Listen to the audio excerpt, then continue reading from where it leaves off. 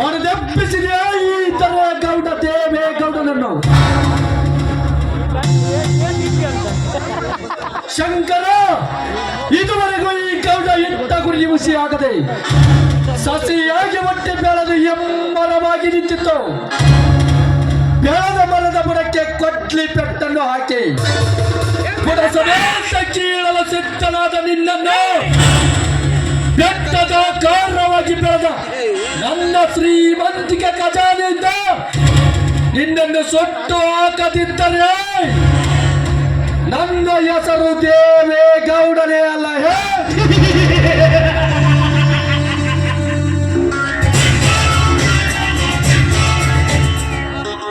ಯಪ್ಪ ಗೌಡ್ರ ಅಲ್ರಿ ಆ ಶಂಕರ ಬಗ್ಗೆ ನೀವೇ ಅದು ಆಗಲ್ಲ. ಇದುವರೆಗೆ ಈ ಗೌಡ ಹೊರಟನೆಂದರೆ ಎದುರಿಗೆ ಬರುವ ಜನ ಕೈ ಮುಗಿದು ಕಾಲಿಗೆ ಎರಗುತ್ತಿದ್ದರು. ಈಗ ನೋಡಿದರೆ ತುತ್ತು ಕೂಳಿಗೂ ಗತಿ ಇಲ್ಲದೆ ಮತಿಹೀನಂತೆ ತಿರುಗುವ ಆ ಶಂಕರ ಸಲ್ಲದ ಮಾತನ್ನಾಡಿದನೆಂದರೆ ನನ್ನ ಗೌಡಿಕೆಯ ಮನೆತನದ ಮರ್ಯಾದೆಯಾದರೆ ಏನು? ಯಪ್ಪ ಗೌಡ ಒಂದು ಮಾತು ಹೇಳ್ತೀನಿ ಕೇಳ್ರಿ. ಅಲ್ರಿ ಹಿರಿಬಿ ಹಂಗ ನಿಮ್ಗೆ ಹೆಂಗ ಗೌಡ್ರ ಆಗ್ಯಾನಂದ್ರ ಮಗ್ಗ ತುಂಬಾ ಕಾಣ್ತೈತ್ರಿ ಗೌಡ್ರ. ತುಂಬಿ ಬರುವುದು ಅಲ್ಲ ಮರಿಗೆ, ಆ ತಿರುಕ ನನ್ನ ಮಗನಿಗೆ ನಾವು ಕೊಟ್ಟ ಸಲುಗೆ. ಆ ಸಲುಗೆಯಿಂದ ಒಲುಮೆ ತಪ್ಪಿ ಮೈ ಮೇಲೆ ಬರುವುದಲ್ಲದೆ ಗುಂಡ ಮನೆಯ ಮೇಲೆ ತಂಡೆತ್ತಿ ಬರುತ್ತಿದ್ದಾರೆ ಆ ಬಂಡ ಬಡವರು. ಯಾವುದನ್ನ ಬಕ ಪಕ್ಷಿ ಬಡವನೆಂಬ ಬಕ ಪಕ್ಷಿಯನ್ನು ಬೇಟೆಯಾಗಿ ಬಡಿದು ತಿನ್ನುವ ಬಂಡವಾಳ ಚಾಯಿಗಳು ನಾವಿರುವಾಗ ನಮ್ಮ ಎದುರು ನಿಂತು ಕೂಗುವ ಕ್ಷುಲ್ಲಕ ಯಾವುದನ್ನು ಹೇಳೋ ಈಗಲೇ ಹೋಗಿ ಬೇಟೆಯಾಡಿಕೊಂಡು ಬರ್ತೇನೆ. ನೋಡು ದೇವರಾಜ್, ಅದು ನಮಗೆ ಬೇಕಾಗಿರುವ ಬೇಟೆ. ಆ ಬೇಟೆಯನ್ನು ಇಷ್ಟು ಬೇಗನೆ ಬೇಟೆ ಆಡಬಾರದು. ಯಾಕೆಂದರೆ ಕೋಟ್ಯಾನುಗಟ್ಟಲೆ ಬೆಲೆ ಬಾಳುವ ಆಸ್ತಿ ಅದರ ಕೈಯಲ್ಲಿದೆ. ಅದಕ್ಕೆ ಹೇಗಾದರೂ ಸಮಯೋಪದಿಂದ ಸರಿ ಹಾಕಿಸಿಕೊಂಡು ಬೀದಿ ಬಿಕಾರಿಗಳಂತೆ ಅಲೆದಾಡಿಸಿದಾಗಲೇ ಈ ಗೌಡನ ಆತ್ಮಕ್ಕೆ ಶಾಂತಿ. ಅಣ್ಣ, ಕೋಟ್ಯಾನುಗಟ್ಟಲೆ ಆಸ್ತಿ ಬರ್ತದೆ ಎಂದು ಕಂಡ ಜನರೆದುರು ಕೋಟಿ ಮಾತನಾಡಿದರು. ಸುಮ್ಮನಿರಬಾರದು. ಒಪ್ಪಿಸ ಹಾಕಿದರೆ ಸರಿ, ಇಲ್ಲ ವಸ್ತು ಹಾಕಿಸಿಕೊಳ್ಳಬೇಕು.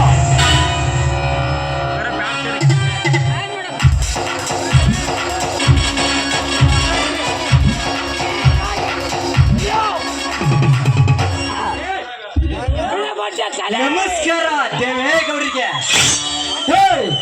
ಯಾರಲ್ಲ ನೀನು? ದಾಸ ದೇವದಾಸ ದೇವದಾಸ ದೇವದಾಸ ಯಾರ ಅಪ್ಪಣೆ ಪಡೆದುಕೊಂಡು ಈ ಗೌಡರ ಮನೆ ಬಾಗಿಲದ ದಾಟ ಮಗನ ಅಪ್ಪಣೆ. ದೇವರಾಜ್, ನಿನ್ನ ಅಪ್ಪಣೆಯನ್ನು ಪಡೆದುಕೊಂಡು ನೀನು ಹೇಳಿದಂತೆ ಪಾಲಾಡಿಸಿಕೊಂಡು ಬಿತ್ತಿರೋದಕ್ಕೆ ಈ ದಾಸಗನೇ ನಿನ್ನ ಗುಲಾಮನಲ್ಲ ಮಗನೇ. ಗೋಮನಲ್ಲ ಲಾಭಗಳ ದಾಸ. ಈ ಸುತ್ತು 16 ಹಳ್ಳಿಯಲ್ಲಿ ವಾಸಿಸುವ ಜನ ಈ ದೇವೇಗೌಡ ಹೇಳಿದಂತೆ ಕೇಳಿಕೊಂಡು ಬಿತ್ತಿರುವಾಗ ಈ ಗೌಡನಿಗೆ ಸಲಾ ಮಾಡಿದು ಬಿದ್ದರೆ ಸರಿ ಮಗನೇ.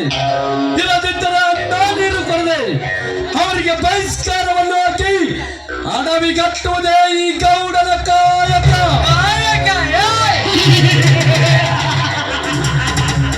ಗೌಡ, ನಿನ್ನ ಕಾಯಕವನ್ನೇ ಕಡೆ ಕಾಣಿಸಿ ರೈತರ ರಕ್ತವನ್ನು ಹೀರಿ ಗೋಡೆ ಏರಿ ಕುಳಿತಿರುವ ನಿನ್ನಂತ ತಗಣೆಯನ್ನು ಒಸುಕು ಹಾಕಲು ಸಿದ್ಧನಾಗಿ ನಿಂತಿದ್ದಾನೆ ದೇವದಾಸನಾಗಿ ಈ ದಾಸ. ದೇವದಾಸ ನಮ್ಮ ಎದುರು ನಿಂತು ಮಾತನಾಡುವಷ್ಟು ಸೊಕ್ಕು ಬಂದಿದ್ದ ಮಗನೇ. ಸುಮ್ಮನೆ ಮಗನ ದಾಸ, ಕೊಚ್ಚಿ ಹಾಕುವ ಮುಂಚೆ ಈ ದುಡ್ಡಿನ ದೊರೆಯನ್ನು ಎದುರು ಹಾಕಿಕೊಂಡೆ ಅಲ್ಲ, ಇದರ ಪರಿಣಾಮ ಮುಂದೆ ಏನಾಗುತ್ತದೆ ಕಾದು ನೋಡು. ನಿನ್ನ ಜೀವನದಲ್ಲಿ ಕ್ಷಣ ಕ್ಷಣಕ್ಕೂ ಅರ್ಜುನ ನಾನು ಬಂದು ನಿನ್ನನ್ನು ಕಾಟ ಬರೆದಿದ್ದರೆ ನನ್ನ ಹೆಸರು ದೇವೇಗೌಡನಲ್ಲ. ಲೇ ಮಗನೇ ದಾಸ, ಮಗನ ದೇವೇಗೌಡ, ಕಿರ್ಚ್ಕೋಬೇಡ ಮಗನ. ಕೋಪ ಬಂದಿದೆ, ಕೋಪದಲ್ಲಿ ಬಾನಿಗೆ ಬೂದಿ ಎತ್ತಲು ಹೋಗಿದೆ. ಅದು ನಿನ್ನ ಮೇಲೆ ಬೀಳುತ್ತದೆ. ಒಳ್ಳೆಯ ಮಾತಿನಿಂದ ಬಡ ವಿದ್ಯಾರ್ಥಿ ವಿಜಯನಿಗೆ ಆಗುವ ನೌಕರಿಯನ್ನು 2 ಲಕ್ಷ ಲಂಚ ಕೊಟ್ಟು ನಿನ್ನ ಅಕ್ಕನ ಮಗನಿಗೆ ಕೊಡ್ತಿದ್ದೀಯ.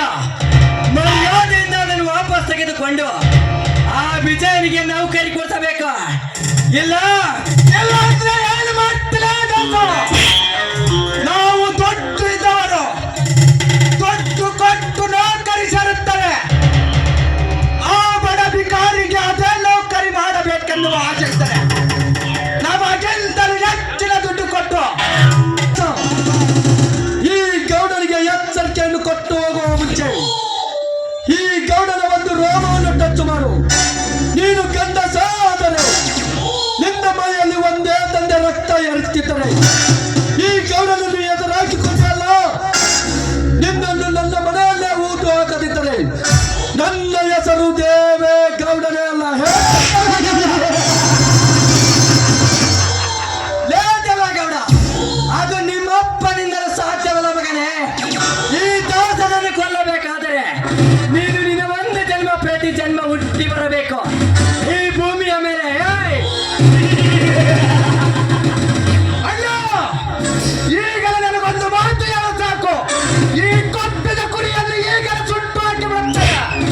ದೇವರಾಜ್, ಕುರಿ ಕೊಪ್ಪಿದಷ್ಟು ಕಟುಕರಿಗೆ ಲಾಭ. ಈ ಮಗ ಎಷ್ಟು ದಿನ ಹಾರಾಡ್ತಾನೆ ಹಾರಾಡಿ ಒಂದಲ್ಲ ಒಂದು ದಿನ ನಾನು ತೋಡುವ ಗುಂಡಿಯಲ್ಲಿ ಹಾಕಿ ಮಚ್ಚದಿದ್ದರೆ ನಾನು ಸುತ್ತು 16 ಹಳ್ಳಿಯನ್ನಾಳುವ ದೇವೇಗೌಡನೇ ಅಲ್ಲ. ಲೇ ದೇವೇಗೌಡ ದೇವರಾಜ್, ಅದು ನಿಮ್ಮಿಬ್ಬರಿಂದಲೂ ಸಾಧ್ಯವಿಲ್ಲ. ಈ ದಾಸನಿಗೆ ತಾಕತ್ತಿದ್ದರೆ ಈ ದಾಸನನ್ನು ಟಚ್ ಮಾಡಿ ನೋಡ್ರೆ. ಈ ದಾಸನ ಮಾತಿನಿಂದ ನಿಮ್ಮನ್ನು ಕೊಚ್ಚಿ ಹಾಕಲಿಲ್ಲ.